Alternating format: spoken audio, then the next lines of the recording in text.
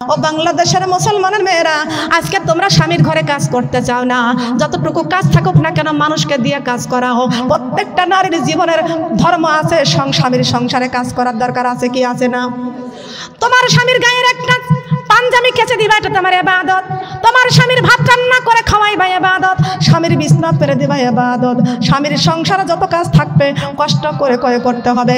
আর এই কাজ যদি কোনো মেয়েরা না করে, স্বামীর সংসারে কোনো ধন্যতা, কোনো মান সম্মান থাকবে না, কোনো দাম থাকবে না। কথা বলেন ঠিক কি না? দরকার আছে কি না? স্বামীর সংসারে কাজ দরকার আছে কি না? এখন কাজ করবে কি করে? এখন কাজ শেষ, স্বামীরা কামাই করতেছে। আর ওই যে স্বামীকে বলে, স্বামী শোনো, ওই পাশের বাড়ি ওই ভাবির স্বামী, উনি ভ্যান চালায়, রিক্সা চালাইয়া খায়, ওর ঘরে 18 ইঞ্চি টিভি যদি থাকতে পারে, আমার ঘরে 30 ইঞ্চির থাকবে না কেন? নাকি মিথ্যা কথা বললাম? এই নিয়ে স্বামীর সাথে ঝগড়া করে। তোমার ছেলে আর একবারে যাবে, তোমার কি টাকা পয়সা নাই? বলে কি বলে না?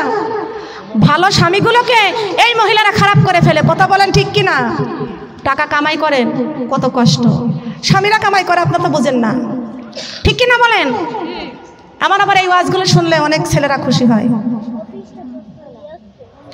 ঠিক কি না বলেন? দরকার আছে কি আছে না?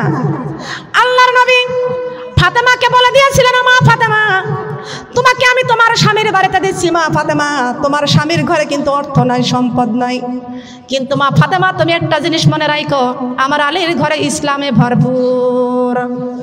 ইসলাম আছে, কি আছে? টাকা নাই, পয়সা নাই, টাকা পয়সা নাই, কোনো কিছু নাই। আমার মা বোনেরা টাকা পয়সা নাই, সম্পদ নাই, সবচাইতে বড় সম্পদ হলো আমাদের কোরআন। সবচাইতে বড় সম্পদ কি? বড় সম্পদ। আপনি টাকা পয়সা নিয়ে কবরে যাইতে পারবেন না, বাড়ি নিয়ে গাড়ি নিয়ে কবরে যাইতে পারবেন না। এই দুনিয়ায় যে সম্পদ টাকা পয়সা আছে সে দুনিয়ার ধনী, কিন্তু কবরের ফকির। আর যে এলেম নিয়ে কোরআন নিয়ে যে ব্যক্তি কবরে যাবে সেই ব্যক্তি হলো পরকালের ধনী। সেই ব্যক্তি হলো পরকালের ধনী। তাই কোরআনের দরকার আছে কি না? এই কোরআন আমাদের কলেজায় করার দরকার আছে কি আছে না? কোরআন ধরতে রাজি আছি নাকি বলেন? এসো মোরা কোরআনে পড়ি, জীবনে গড়ি, সবার একদিনই মরতে হবে, যাইতে হবে কবরে বাড়ি। এসো মোরা কোরআনে পড়ি, জীবনে গড়ি, সবার একদিনই মরতে হবে, যাইতে হবে। কোরআন জীবনের আশা, কবরে বাঁধিব বাসা। কোরআন জীবনের আশা, কবরে বাঁধিব বাসা। সঠিক মতো পড়লে কোরআন, সঠিক মতো পড়লে কোরআন, জান্নাত হবে আপনে বাড়ি। এসো মোরা নামাজি পড়ি, জীবনে গড়ি, সবার একদিনই মরতে হবে, যাইতে হবে কবরে বাড়ি। এসো মোরা নামাজি পড়ি, জীবনে গড়ি, সবার একদিনই মরতে হবে, যাইতে হবে। কোন বাড়ি বলতে কষ্ট হলো আপনাদের? কষ্ট হয়েছে? এসো মোরা কোরআন, এসো মোরা। এক কথা বলেন না তো,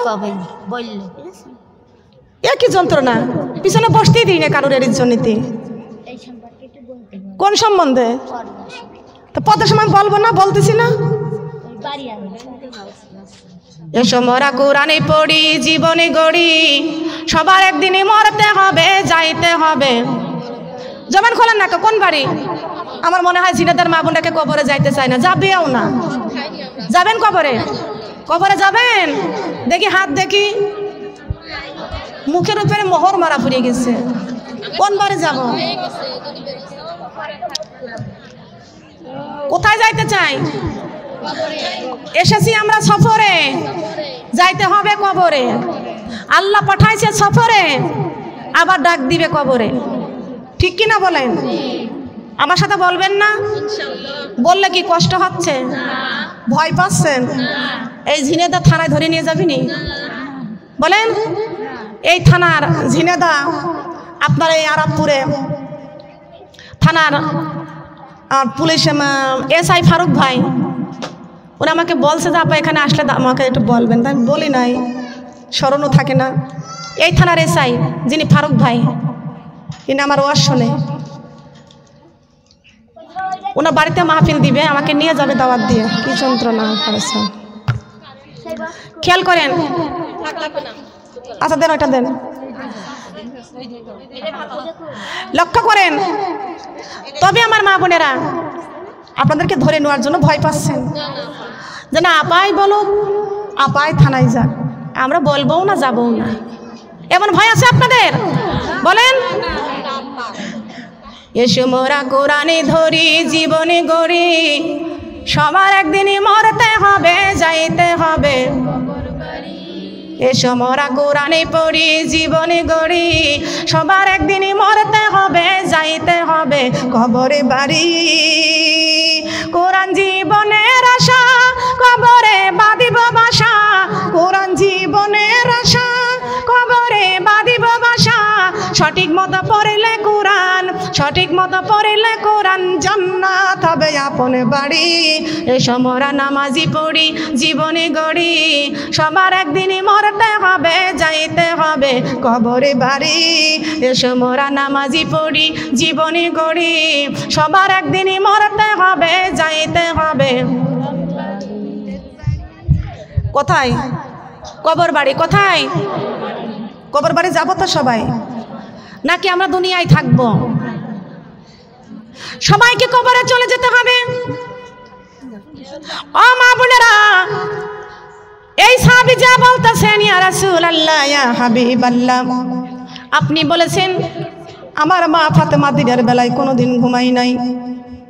আমি আজকে যা দেখলাম আপনার মেয়ে ফাতেমা ঘুমাইয়া আছে।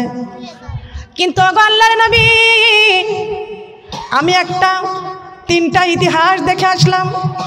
সেইটা কি? আপনার মেয়ে ফাতেমা ঘুমাই আছে, আর দেখতে পাইলাম জাতাটা এমনি এমনি ঘুরতেছে। সুবহানাল্লাহ বলেন।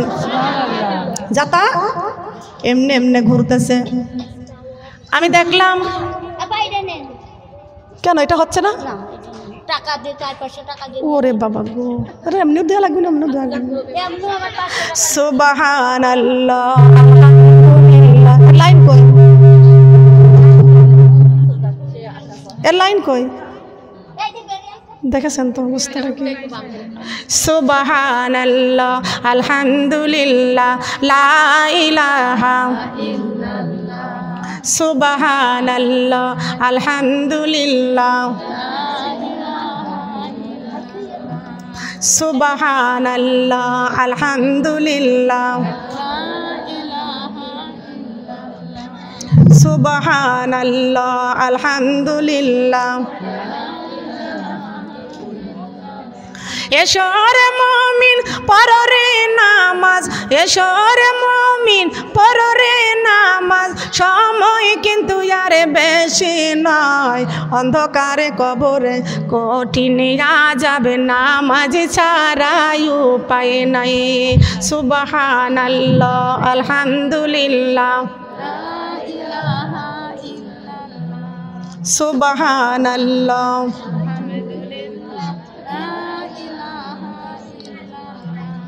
সুবহানাল্লাহ, আলহামদুলিল্লাহ,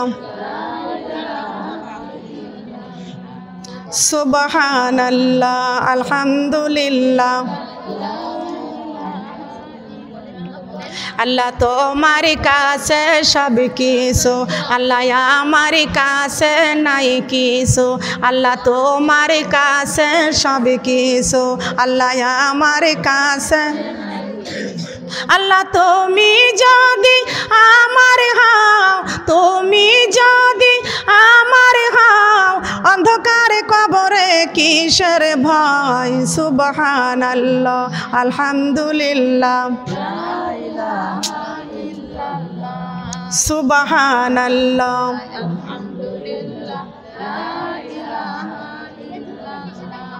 সুবহানাল্লাহ,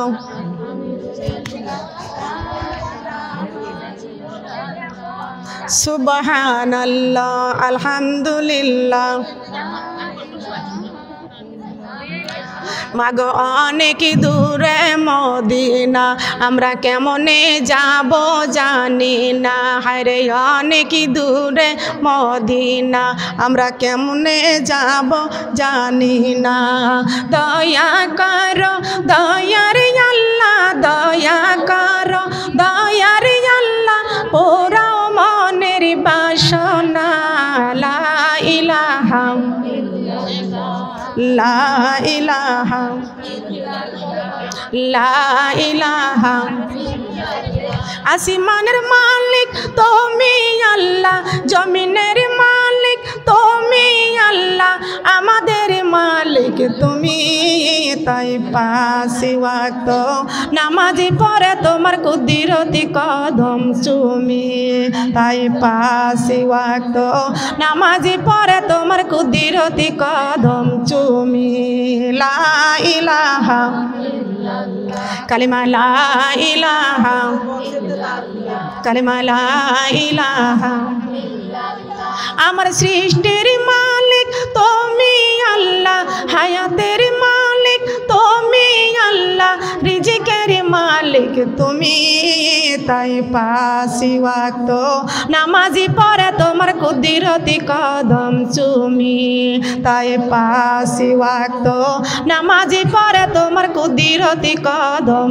চুমি লা ইলাহা কালিমা লা ইলাহা লা ইলাহা ইল্লাল্লাহু মুহাম্মাদুর রাসূলুল্লাহ সবাই বলি সাল্লাল্লাহু আলাইহি ওয়াসাল্লাম কার কুদরতের কদমে সিজদা করতে হবে রাজি আছি তো কারা কারা রাজি আছি দেখি আল্লাহর কুদরতের কদমে সিজদা করতে হবে হাত লম্বা হবে হাত লম্বা হতে হবে আল্লাহ তুমি কবুল করে নাও আল্লাহ আমার জিনেদার মা বোনদেরকে নামাজি বানিয়ে দাও নামাজের মহব্বত তৈরি করে দাও কুরআনের মহব্বত তৈরি করে দাও আল্লাহ তোমার মহব্বত তৈরি করে দাও তোমার হাবিবের মহব্বত তৈরি করে দাও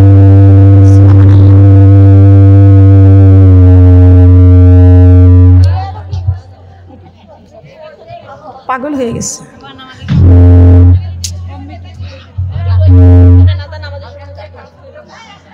ঠিক আছে টাইম ঠিক রেখে আমি মোনাজাত দিয়ে দেব তবে লক্ষ্য করেন আমার কথাটুকু ভালো করে লক্ষ্য করেন কার কুদরতির কদমে বলেন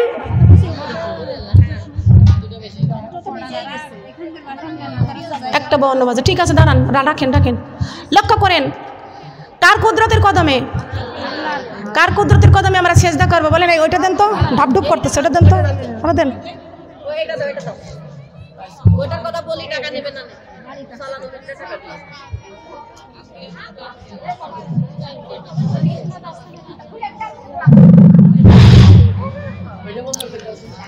খেয়াল করেন আমার মা বোনেরা কার কুদরতের কদমে সেজদা করতে হবে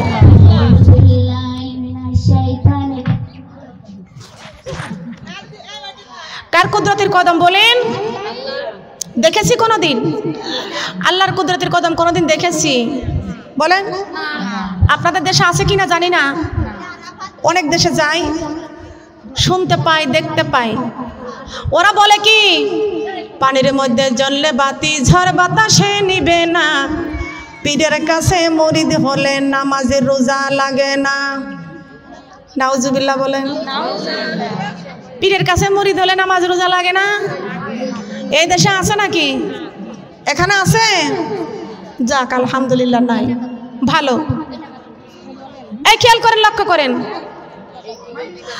আল্লাহর নবী মুহাম্মদ রাসূলুল্লাহ সাল্লাল্লাহু আলাইহি ওয়াসাল্লাম এখন বন্ধ রাখেন খেয়াল করেন আমার মা বোনেরা নবীজি ওই মহিলা সাহাবী যা বলতেছেন ইয়া রাসূলুল্লাহ ইয়া হাবিবাল্লাহ আপনার মা ফাতেমা শুনছি নাকি ঘুমাই না কিন্তু আজকে যে দেখলাম আপনার ফাতেমা ঘুমায় আছে কিন্তু ইতিহাস দেখলাম 3টা ফাতেমা ঘুমায় আছে আর দেখতে পাইলাম ফাতেমার জাতাটা ঘুরতেছে ওগো আল্লাহর নবী আমি দেখতে পাইলাম হুসাইনের দুলনাটা দুলতেছেন সুবহানাল্লাহ বলেন সুবহানাল্লাহ ওগো আল্লাহর নবী আমি শুনতে পাইছি ফাতেমা তো ঘুমায়া আছে, আর তো কেউ নাই। ফাতেমার ঘরের ভিতর থেকে গুনগুন গুনগুন করে জিকিরের আওয়াজ উঠতেছে। বলেন সুবহানাল্লাহ। নবীজি ডাক দিয়ে বলতেছেন, ও মহিলা সাহাবী, তুমি শুনিয়া নাও, আমার ফাতেমা যখন যাতা ঘুরাইতেছিল তখন আমার ফাতেমা গুনগুন গুনগুন করে জিকির করতেছিল আমার আল্লাহর। কার জিকির বলেন? আল্লাহর জিকির করতেছিল। ও মহিলা সাহাবী শুনিয়া নাও, আমার ফাতেমা ওই যাতা ঘুরাইতেছিল আর জিকির করতেছিল। ও সাহাবী শুনিয়া নাও, আমার ফাতেমা জিকির করতেছিল, কিন্তু আমার আল্লাহ পাক রব্বুল আলামিন 3টা ফেরেশতাকে পাঠিয়ে দিয়েছেন। তুমি কি জানো আমার ফাতেমার চুলায় 7 দিন আগুন জ্বলে না? কয়দিন বলেন? কয়দিন? আর 7 দিন আমার ফাতেমার চুলায় আগুন জ্বলে না। আর 7টা দিন হয়ে গেল আমার ফাতেমা সেহরির সময় 1 গ্লাস পানি খাইয়া রোজা রাখে, আর ইফতারের সময় আবার 1 গ্লাস পানি খাইয়া আমার ফাতেমা ইফতারি করে। আর 7টা দিন একে একে 7টা দিন হয়ে গেছে, আমার ফাতেমা কোনো খাদ্য দ্বারা ইফতারি করতে পারে না, কোনো খাবার নাই। আজকে আমার জামাই আলী কাজের থেকে একটু জব সংগ্রহ করে নিয়ে আসছে। আমার ফাতেমা ওই জবটা জাতার মধ্যে ঘুরাইতে ঘুরাইতে ময়দা বানানোর জন্য আমার ফাতেমা যখন জিকির করতেছিলেন আর জাতা যখন ময়দা বানাইতেছিলেন, আমার ফাতেমা এমন ক্লান্ত হয়ে গিয়েছিলেন, দুর্বল হয়ে গিয়েছিলেন, মাথার মধ্যে একটা ঘুরানি দিয়েছিল। আমার ফাতেমা পাশে শুয়ে পড়েছে। মহান আল্লাহ পাক রব্বুল আলামিন ওইখানে 3 জন ফেরেশতাকে পাঠিয়ে দিয়ে বলেছেন, ও 3 জন ফেরেশতা শুনিয়া নাও, আমার বন্ধুর মেয়ে ফাতেমা জাতা ঘুরাইতে ঘুরাইতে ওই পাশে ক্লান্ত হয়ে শুয়ে পড়েছে, ঘুমাইয়া পড়েছে। এ জিবরাইল, 3 জন ফেরেশতাকে পাঠিয়ে দাও। ফাতেমা যে জাতা ঘুরানোর সময় জিকির করতেছিল, 1 জন ফেরেশতাকে পাঠিয়ে দাও ফাতেমার পাশে বসে বসে জিকির করতে। আর 1 জন ওই যে ফাতেমা ডান হাতে জাতা ঘুরাই আর বাম হাতে ইমাম হুসাইনের দুলনাটা দুলাই। এ জিবরাইল, আমার বন্ধুর মেয়ে ফাতেমা ডান হাতে জাতা ঘুরাইতেছিল, বাম হাতে দুলনা দুলাইতেছিল। 1 জন ফেরেশতা যাইয়া দুলনাটা দুলাইয়া দাও, আর 1 জন ফেরেশতা যাইয়া জাতা ঘুরাইয়া দাও। সবাই বলেন সুবহানাল্লাহ। 3 জন ফেরেশতাকে আল্লাহ পাঠায় দিয়া 3টা কাজ ফাতেমারে করতেছিল। ও মহিলা সাহাবী, তুমি শোনো, আমার ফাতেমার ঘরে 3 জন ফেরেশতা, 1 ফেরেশতা দুলনা দুলাইতেছিল আর 1 ফেরেশতা জাতা ঘুরাইতেছিল। আর যেই গুনগুন গুনগুন আওয়াজ উঠতেছিল ওই ফেরেশতাকে দিয়ে আল্লাহ জিকির করাইতেছিল। বলেন সুবহানাল্লাহ। সোনার মা বোনেরা, আপনি যখন এসব নামাজ পড়িয়া কোরআন তেলাওয়াত করে যখন বিছনায় শুয়ে যাবেন, সারাটা রাত আপনি ঘুমাইবেন, ওই ঘুম হবে কোরআন তেলাওয়াতের ঘুম। সবাই বলেন সুবহানাল্লাহ।